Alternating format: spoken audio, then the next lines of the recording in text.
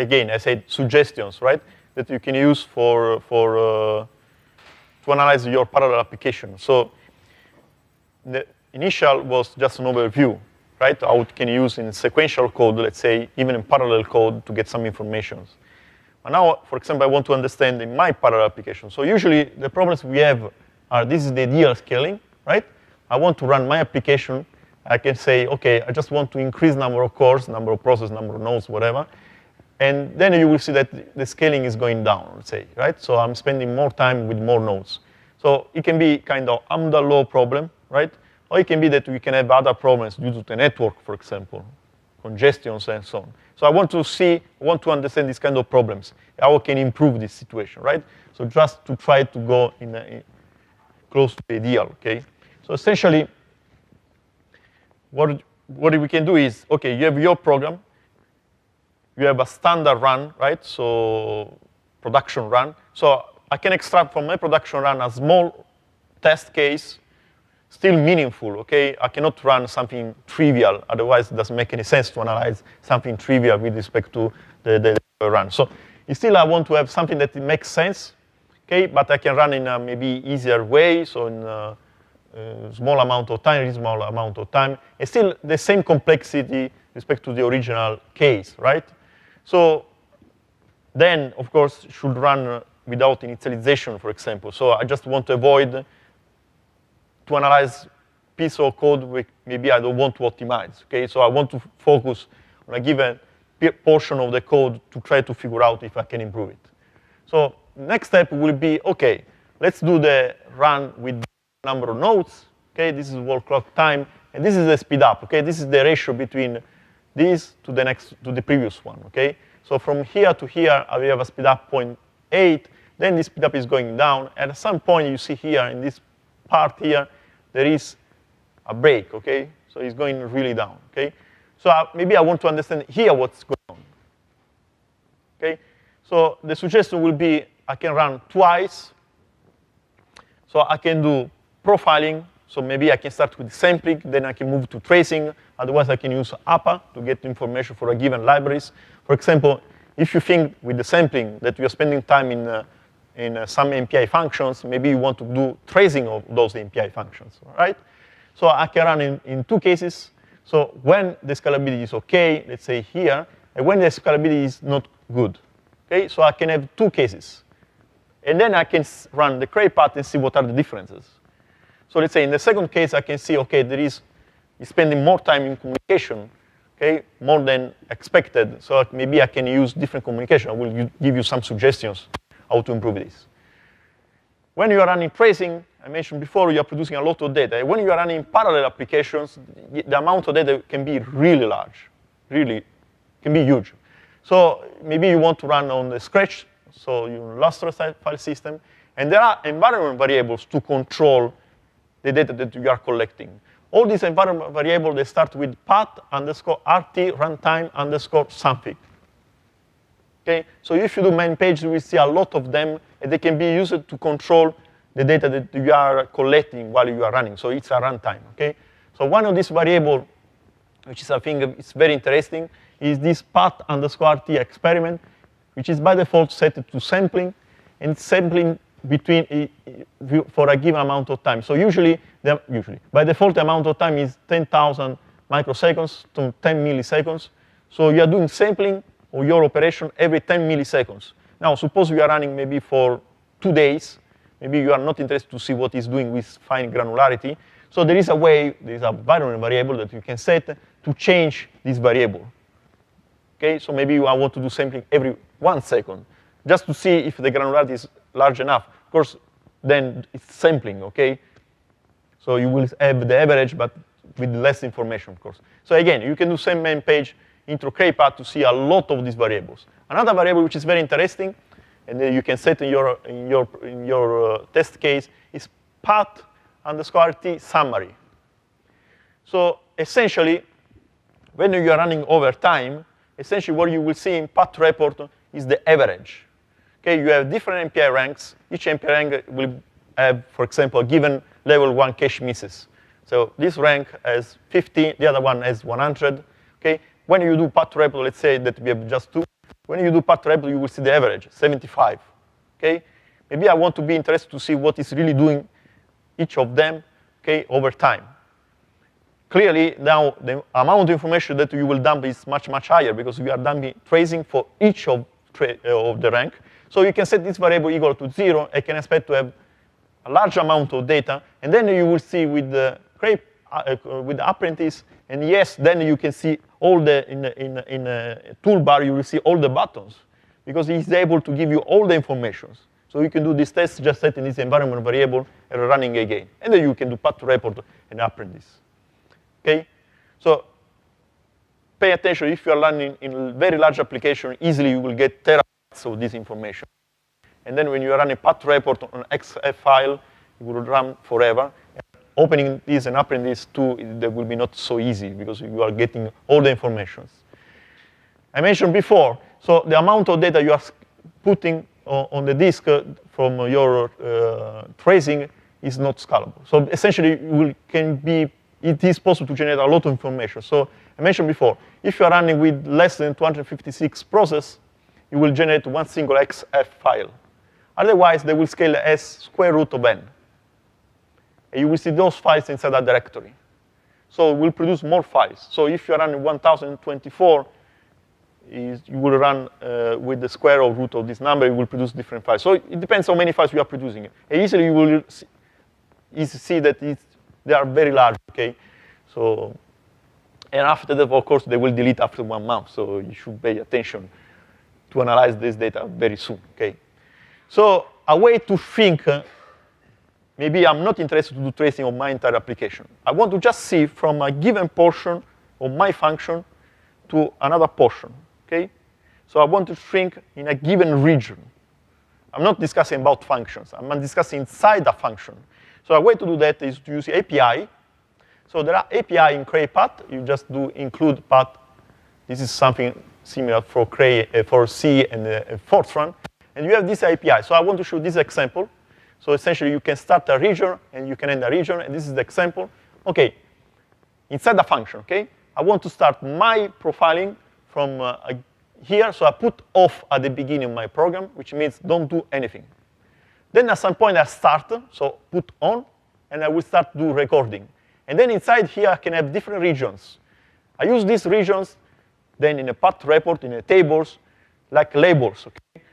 Suppose I have different portions, so I can do this trick to start and stop in different parts of my program. But then I need to realize, OK, this portion was belonging to this function, this portion was belonging to this function. So I can give labels, tags, we'll say. So I can start a given region, I can end a given region, and then I can start another region, step 2, and then I end at step 2. And then at the end, I will stop my tracing, OK? So this is a very nice way. Of course, you need to change your program, you need to recompile and so on, to shrink your tracing for a given portion of your program. Again, this is for Fortran, but you can do also for C, clearly. Questions so far? So there is also an environment variable, sorry, a macro that you can use if you want to embed those functions in your program. Maybe you don't want to use if you're not using CrayPAT, okay? If you're not using CrayPAT, so perf tools is not loaded, this header is not available.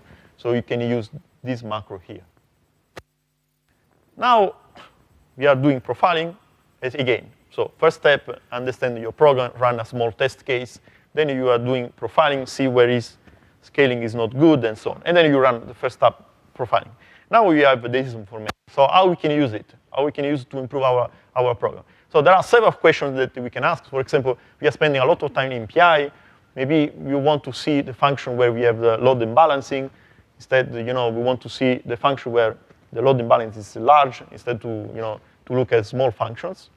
So load imbalance is very interesting because it means that there are processes which are faster than others. And at the end, we will wait because so the processes are faster are doing nothing. They are idle, waiting for others because we have synchronizations, right? So you can measure this load imbalancing.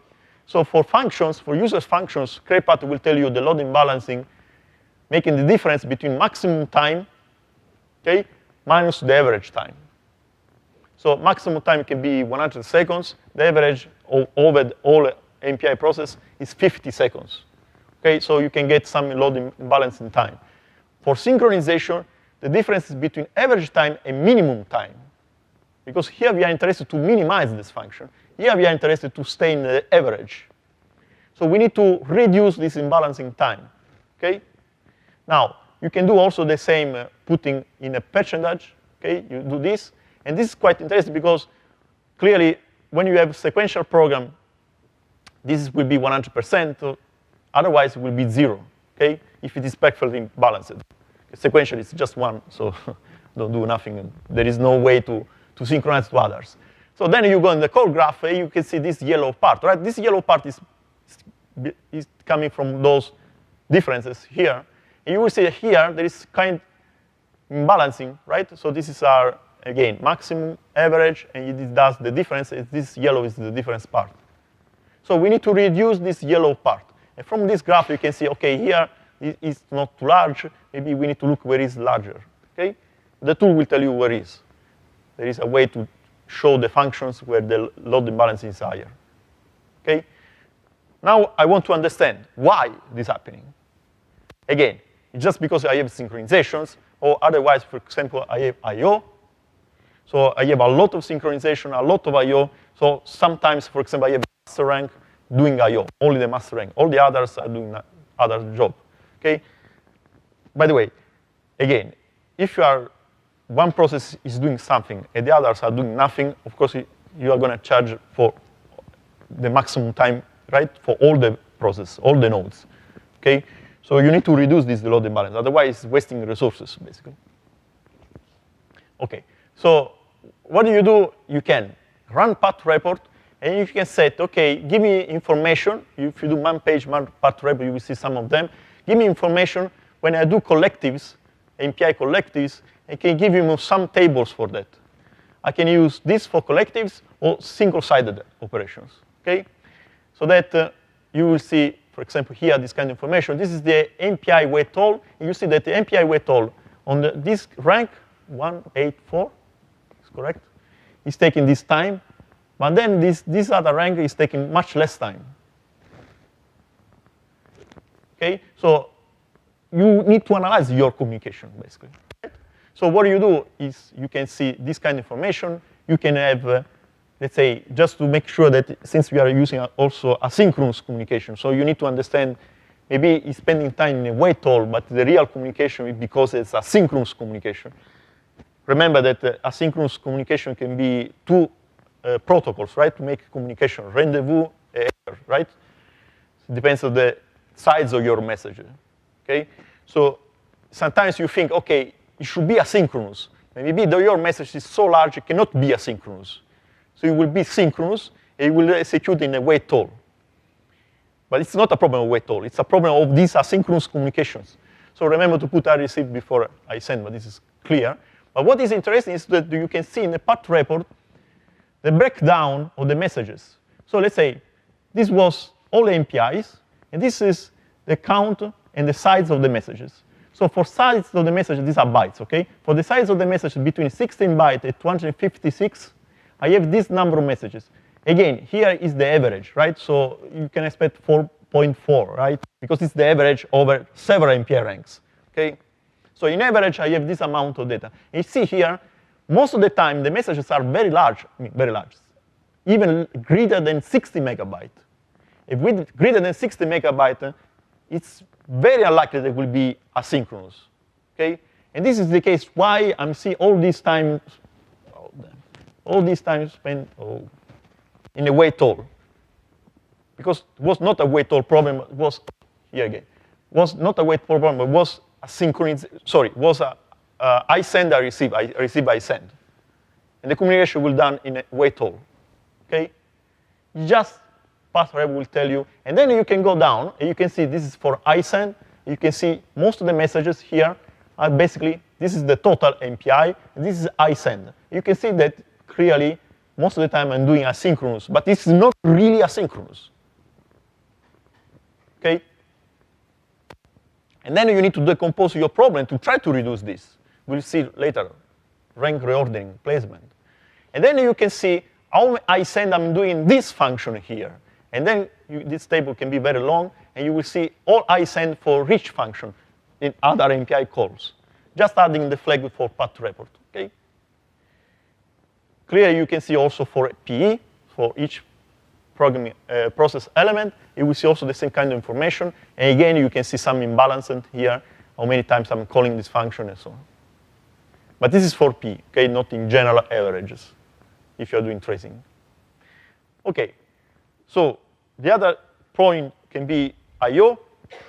So you can use parallel I/O, you can improve I/O and so on. I will not cover this topic, okay, but still, I/O can be an issue if you are parallel application running, so you want to synchronize over the I/O, okay? So this was already explained in the previous lecture. So maybe I want also to understand if I can improve my application. So if I can see single core hotspots, so I can use, again, CrayPAT to see where I'm spending time. I can use ardor counters. I can see if I can improve vector instructions and so on. And of course, I can shrink my profiling to just some regions, okay? I can do loop mark statistics using the Cray compiler and so on. So I can improve the situation for the sequential execution. Again, I'm dumping a lot of files, okay? So at the end, path report, it will do a lot of this information, putting in tables, and then I can see these tables in Cray apprentice.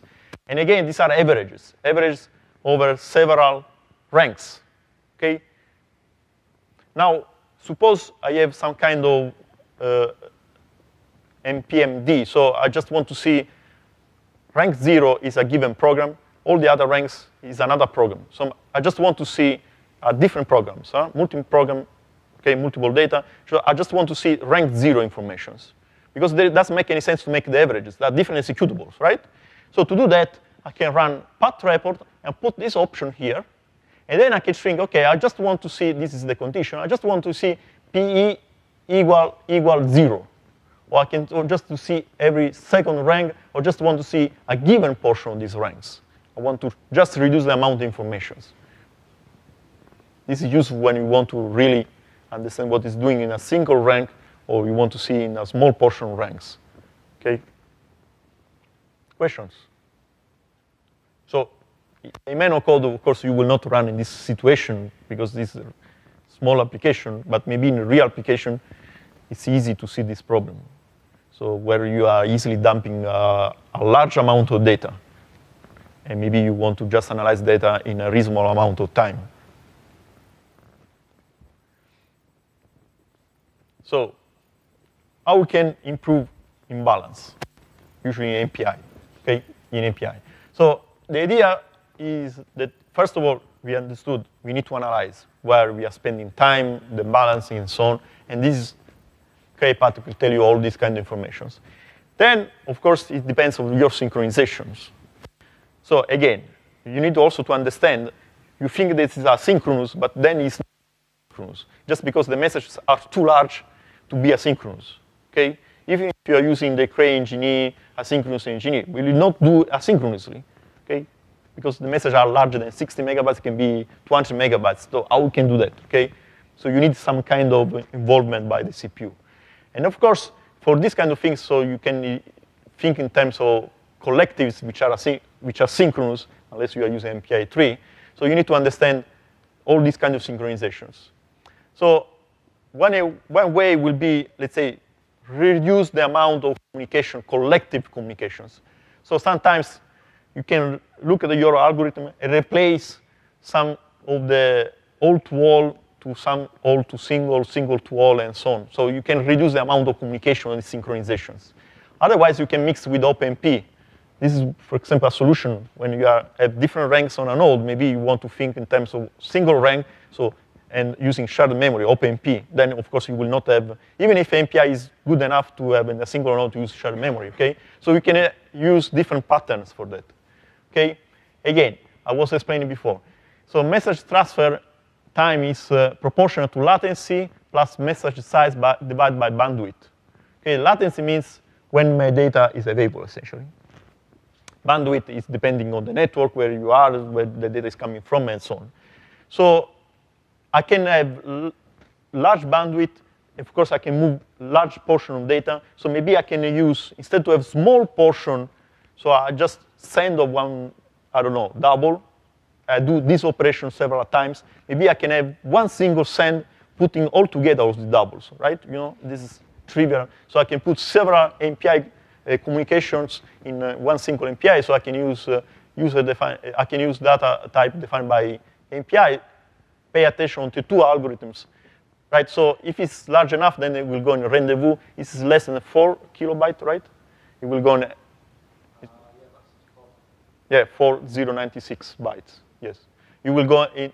Here is for sure it's asynchronous because they can use the buffers. If you remember the yesterday description, you can use the buffer, so the communication can be very fast and asynchronous. Okay. So yes, here actually this is the dimension, 8 kilobyte. To max size of the edge algorithm. Okay. You can extend changing this environment variable to this new dimension, 128 kilobyte. So if you see that in part rep, it's telling you that most of the messages are in this range. So maybe you are more than 8, but less than the 128. You can change this variable, try to rerun part report. Try to rerun your application and see if you can improve the situation. In this case, it will extend the buffer size. Okay. Again, you can also use this asynchronous engineer, progress engineer, to see if you can improve the optimization. Remember that you need then to reserve some cores for this thread because it will produce a new thread trying to speed up the execution. Yes, this is what I was explaining before. Try to change your communication patterns. So try to avoid collectives, try to reduce. This is quite trivial. This function here with the vector, so you are changing the dimension, can be very slow because MPI has to organize all these vectors with different dimensions. So maybe sometimes you want to just send same size vectors if you are not using some elements. And then, of course, MPI 3 is introducing asynchronous collectives, so we can think how to move to MPI 3. We support most of them. Okay, it's not fully supported, but we support most of them. Okay, yes. Then, of course, there are not just MPI. You can use PGAS languages. You can use one-side communication. So this is something that maybe you want to try just to improve the situation. Or you can use DMAP. It was already described yesterday. And on DMAP, you can shrink to a given function so that inside a node, you can improve the performance. When you are using inside a node, MPI will use this information to exchange messages. Now, so how is mapping your ranks inside your process? Okay, so there are 4 ways. So there is round-robin placement. There is the default placement, which is, I will explain later with a picture, which is just based on the fact that we are running on a shared memory node. So we have several cores inside a node. Then there is this guy here, which is basically similar to this. I will explain to you later. And then you can do a custom reordering. All these 4 can be set by using this environment variable. So yesterday, Alice was explaining that sometimes you need to organize your ranks just because you want to do stenciling, and maybe you want access to the neighbors.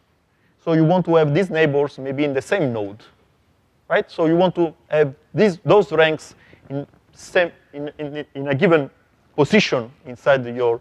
So the round-robin placement is trivial. So you start here, and you will put the rank 0 in the node 0. The next one will be node 1, and so on. When you are reaching the last node, you will start again, round-robin, right? And so on, up to the end. This is the round-robin. Now, in this node, you don't have neighbors, right? You have 0, 12, 24, 36. So unless you are doing communication between those nodes, and clearly you can speed up your execution using the fact that they are sitting in the same node. Otherwise, there is no real benefit from here. The default one is SMP placement, which means that first you fill a node, and then you move to the other node, up to the end, again. Okay, so now if you're making a lot of communication between neighbors, 0, 1, so close nodes, then of course you can benefit from the fact that you are sitting in the same node. This is the default one. The other one, as I mentioned, is similar to round robin, except the fact that you go to the end, and then you start from the end. So it's not round robin that you put 12 here, but you start here, and you go back. Sometimes maybe you want to find this placement. Depends on your algorithm, okay? Again, if you're doing communication between those guys, you can improve a lot, because just they are sitting in the same node, so a Cray MPI can use some optimization just because you are in the same node, okay? So maybe you are interested, depends on your decomposition, you are interested to do your placement, okay? You can do that, setting this variable to 3, and you can have this kind of ordering, okay? You just need to set it. Okay, I want to have 0, 1, 4, so you start to fill this, and then 5, 0, 1, 4, 5 is here, then 2, 3, and so on.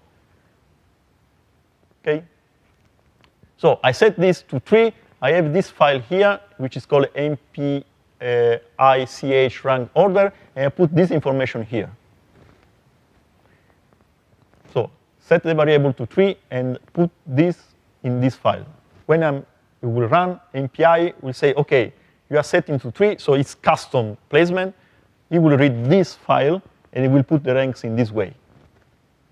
And then you can run path report, path build, CrayPAT, and so on. You can see if there are some benefits looking at the communications. OK.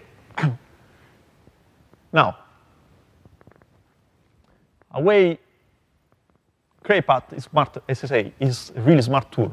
So sometimes you can understand that we are doing grid decomposition, let's say. Okay? So in the grid decomposition, maybe because we are doing matrix multiplication and so on, the tool will say, and you have, of course, if you have a single rank per node, there is no way to improve it, because single rank per node, end of the game. If you have multiple ranks, and you are interested to do fast communication between ranks inside a single node, then this can be very useful. Okay? You can do rank reordering then.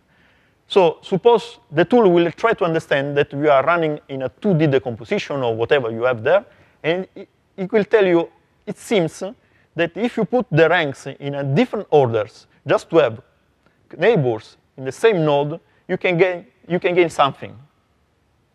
Okay, this is by default actually. Otherwise, there is this path underscore report minus whole, this option here.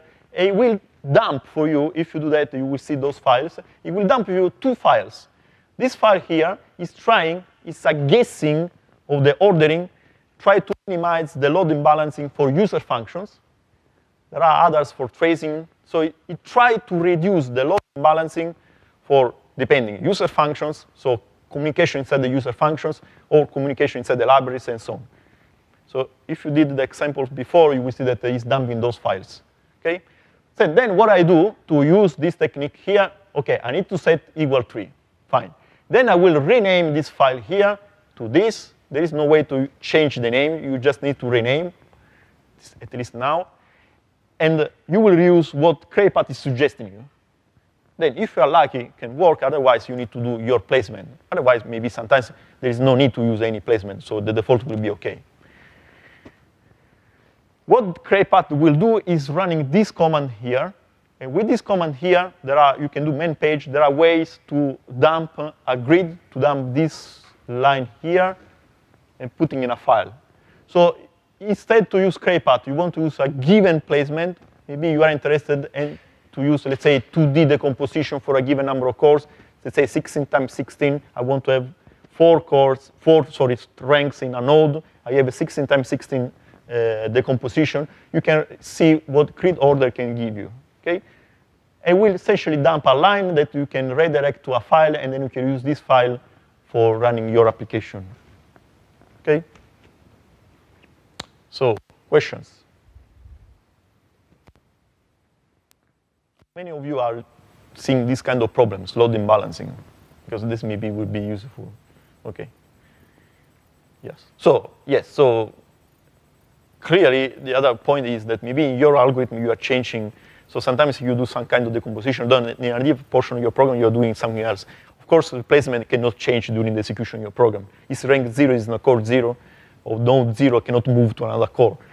So sometimes you can do some trade-off, and you need to understand where you are spending most of the time. So this is the reason why you do all this kind of profiling, to get all this kind of information, try to understand the problem. So usually, maybe we'll not change the performance if you are changing the placement, but it's something that you can look at. And it's trivial because, again, it's just changing an environment variable if you want to play with the environment variables, or it's straight from CrayPAT what CrayPAT is suggesting you. So you don't need to do by hand. Okay, it's just setting an environment variable and having a file. So you need to pay attention on the compositions. Of course, you need to pay attention to I/O, the communication all-to-all, clearly. You can move to MPI plus OpenP. Maybe you can get something just reducing the number of communications. And clearly, you need to look at the load and balancing. Okay? Again, load and balancing is a way to call wasting resources. Okay? So reducing load and balancing means that you are using in a good way your resources. Okay. No questions? Nobody is interested in load and balancing. Okay. Yes, yes. The example I showed before is a real example I'm running on. Okay, it's CP2K, by the way. So it's this code. And yes, they used to move data from the GPUs to another node, and then from the node to the GPUs. They cannot do GPU to GPU communication, okay? Because they need to have GPU to do organizing this data. And they move large chunks of data from the GPU memory, 6 giga, right? So the thing is that you are moving now a large amount of data, and unfortunately cannot be asynchronous. GPU is fast to do this kind of computation, but the network is not fast to move 6 giga in a reasonable amount of time. So the way to resolve this problem is to divide those large chunks of data in small chunks of data, and while you're doing communication, start to do these small chunks. So it's another way to do buffering. It seems that it's working. Can improve the computation. It's like using streams from the GPU. Now you are using for MPI. Yeah, pipeline, yes, yes. So, reveal. The idea was to show reveal tomorrow. It seems that we have enough time now, so I will give you a fast overview. Reveal is another tool from Cray, but instead of CrayPAT, it's a kind of interactive tool. CrayPAT can give you information, that's it. You can navigate, you can see all this information. Reveal is a tool that can help you to improve your code. Okay? So the idea behind the tool is, so you have your code, you can interact with your source code, and changing your source code, okay, rerun your source code and so on. So if the idea behind the tool, first of all, you need to use just the Cray compiler. There is no other way. From the Cray compiler, you can dump, yesterday when I described the compiler, there is an option to dump what is called a program library, okay? With this program library, you will see everything coming from the compiler when it's compiling your code. It's put inside a directory. It's a meta language, so it's not easy to see what is there. But essentially, you can use this program library in Reveal. Okay, so you can open Reveal. You can. This is the option for Cray compiler to dump the program library. You can use this program library in Reveal, and we show you when you start your program with the program library. Then you can do some profiling if you like, but otherwise it works also without profiling. Okay, so it will show you something like this. Okay, now you can click. So here is your code basically. Okay, you can click in this code. These are all loops. And you can see something like this. What it calls it to tell you, you see here. So you can interact. So I'm clicking in this function here. It will show me the code. This is the line of the code, and easily I can see what are the optimization the compiler is applying. Oh, remember yesterday, right? When I'm compiling, there is this loop mark listenings, right? In this tool, I can see the loop mark listenings directly from the tool. I don't need to look at what the LST file is written there, right? So I can jump between different loops. I can see what are the kind of optimizations. I can see also the suggestions the compiler is giving me, okay? These are the percentage of the loops, so time I'm spending on the loops. Now, for example, I want to see, okay, this loop here, then I can see also if these are aligned or not, so there are ways to see it. Then, let's say I can have some info from the loop. So here it's just moving from here to here, just changing the overview. I can see some other informations from here. This, for example, I can reduce the loop. Maybe I'm not interested to look at this loop. But what is really interesting in this tool is that I can add, OK, by the way, this is an inlined function. So usually when you do inlining, you lose the call, right? Because now you are lining the code. With this tool, you can see that, OK, this function was inlined, and this is the code of the inlining function.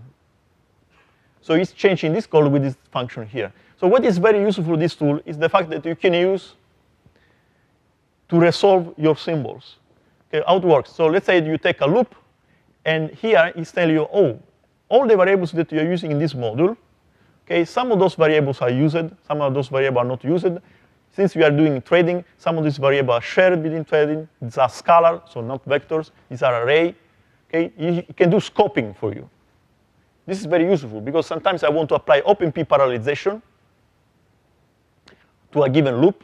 I want to see, by default in OpenP everything is shared. Okay, then I need to put private if I want to have something private. Usually, its best solution is to remove the default and then to write in your OpenP directive what is shared, what is private. This tool can provide for you these kind of informations. So you jump in a loop, and you will tell, OK, tell me these variables, what they are. They are shared, they are private, or not. Okay? And then what is really interesting is I can ask the tool to show me the directives. And it will tell me, OK, in your code, you need to add this guy here. OpenP parallel do default known, which means no default. Default, again, is shared. And then it will tell me which variable are shared, which variable are private. So it can add to the source code this directive. So this tool, with this tool, you can change your code adding OpenP parallelization. At some point, it will come also OpenACC parallelization. Okay? So it will do scoping. We'll say, oh, these are the variables we are using in this loop. These are shared. These are private. You are doing maybe a reduction. So it will tell you all this kind of information. And you will get this kind of information. Then you can insert the directive. It will change the source code so that you can recompile and you can now. So it's progressively changing your code if you want, adding OpenP parallelization. Okay, so it's interacting in this way. So you can get information which kind of optimization is doing. It's like when you look at the LST files from doing the compilation. Then you can also change your code adding OpenP directives. So sometimes people, they write already these directives, but then they forget one variable. Maybe they think this variable is shared while it was private. Sometimes it can happen. And you will get some, hopefully you will get a crash, otherwise you will get some random erratic behavior, right? So the tool will tell you, oh, maybe you are missing something. Okay? So it will tell you this guy here. Okay? So this is essentially. And if you look again in practical, you have also how to use reveal. So you can play with the reveal and see how. So the idea behind the practical one was that you move from the 0 version to the 1 version, adding OpenP using reveal. OK? You can try. So how to generate the program library is that you need to make, and then when you are compiling, you can set which version you want to use, and then you need to set to ask also to generate the program library. So maybe I can show you.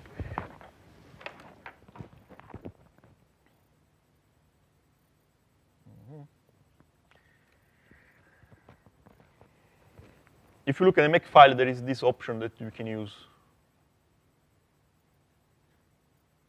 It will add for you the flag for generating the program library. OK.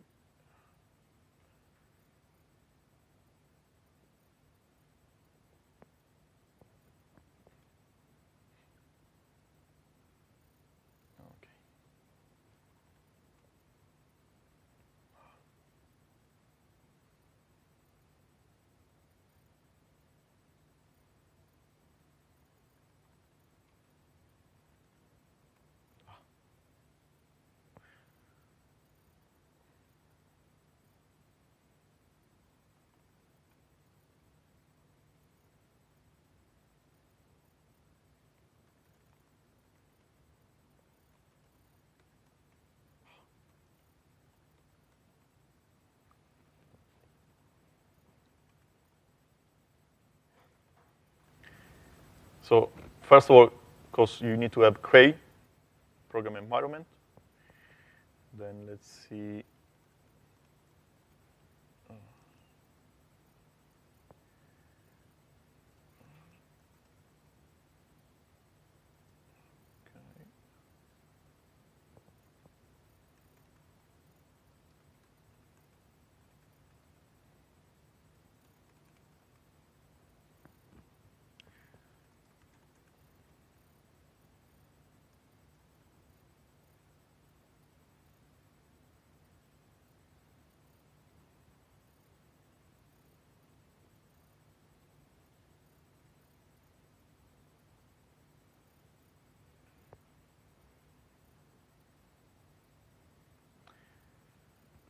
Okay.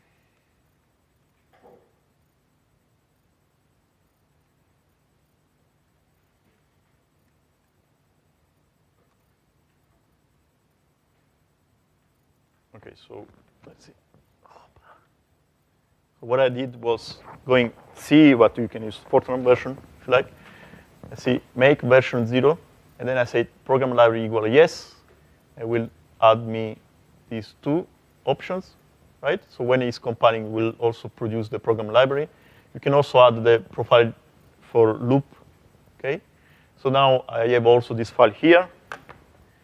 Then now it's not easy to look here and there. So you see this directory. And as I mentioned before, this is something, I mean, you can look at those files, but it's not trivial to understand what they really are. So these are kind of meta languages, okay? But it's storing all kind of information about your program. See here, the kind of optimizations, inlining, and so on. And now I can run my application. Otherwise, let's try to run directory reveal. So I need to load. Okay, wait a second.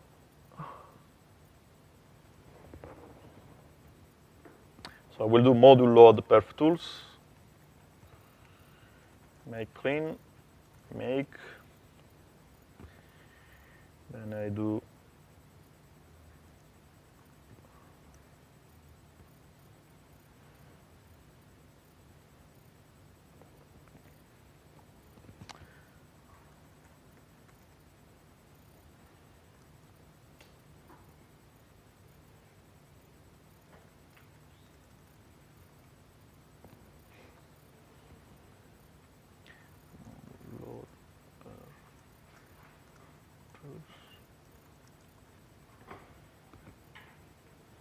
Thank you very much.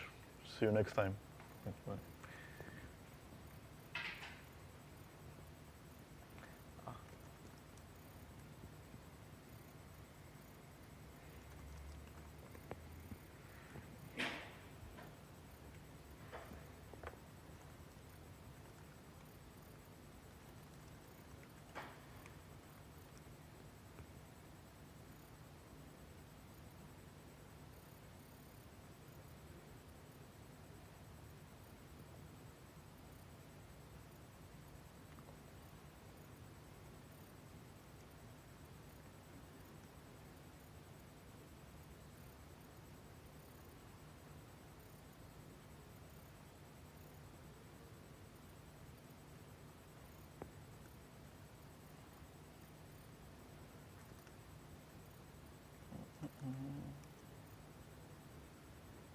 I'm just waiting for submission, okay?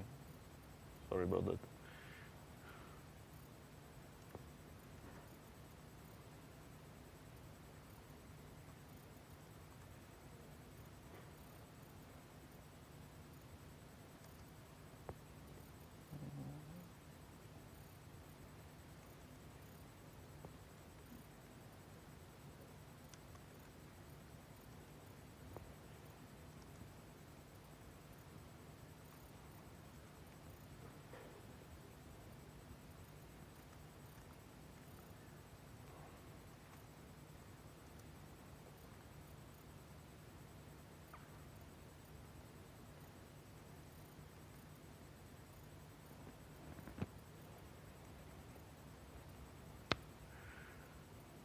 Okay, he's still waiting. So, okay, anyway, once it's done, I should get Okay, 3 minutes of application will run for 2 hours. Anyway, so when I'm just running CrayPAT, right? So this is the PAT version. So at the end, we'll run XF, and then on top of that, I can use PAT report. I will have AP2, and then I will open with the reveal. So I'm still waiting for this to run. Why is it so slow?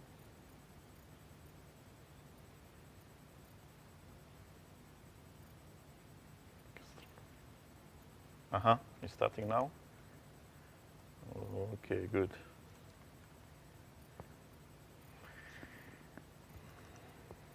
Okay, back. Oops. Wait a second.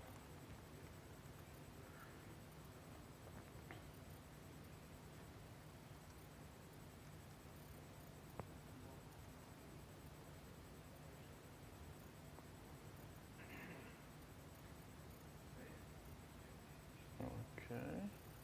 So you episode 5. So when I move.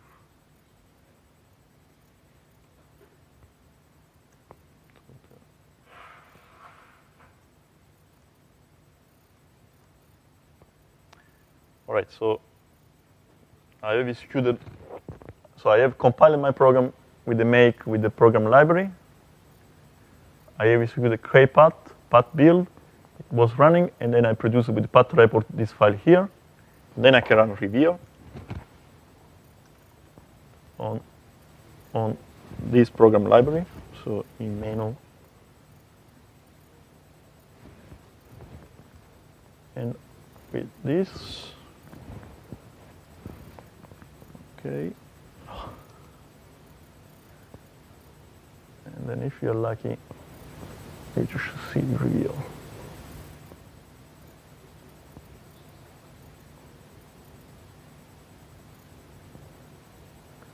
Yes, here we go.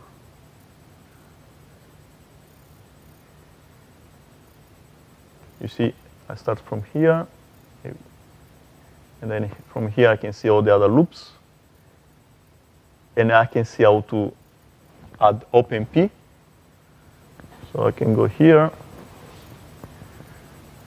Let's say if I can try.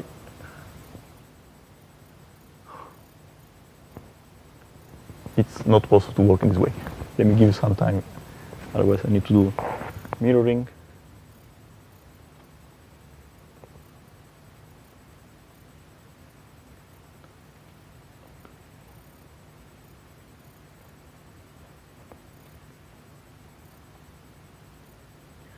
So next stage, just double clicking on the loop. We'll see this function here for scoping. Okay, so I can do start scoping. You see here, for example, all the variables I'm using in this loop, which are scalar, private, array, shard, and so on. For example, this here is a reduction. So it's doing the reduction on this variable. And then it can tell me, okay, show me the directives if I want to add these directives to this loop. And then I can do insert directives if I want. And then it will, at the end, if I do, okay, let's do close. Let's do insert. See here it's changing the code. And then I can use to save if I want to change the original code. Otherwise, I can leave as it is. So it will tell me, do you want to change this file, yes or no? I do no, so I'm not selecting this file. I do OK. And the point is that it will store me the scoping inside the program library. So if I open again the tool, it will tell me that this variable was already, I made already the scoping. So I don't need to do again. This is because of small loops, but otherwise, maybe you don't want to spend time to do same operation over and over. So you go here. You see the green means that I already did this. I can see it again. No need to do again the operations. So then I can change my program adding OpenP parallelizations. And again, this was because the main reason is that because OpenSCC is similar to OpenMP. So we can start from OpenP and then move to OpenSCC so that you can move your loops to the GPU. Again, at the moment, Riviera is not able to do this, but you will do maybe in the future. Help is giving you a lot of information, so you can use this. Getting started. OK. Questions? Otherwise, you can try to play a SSH. The idea is that you can move from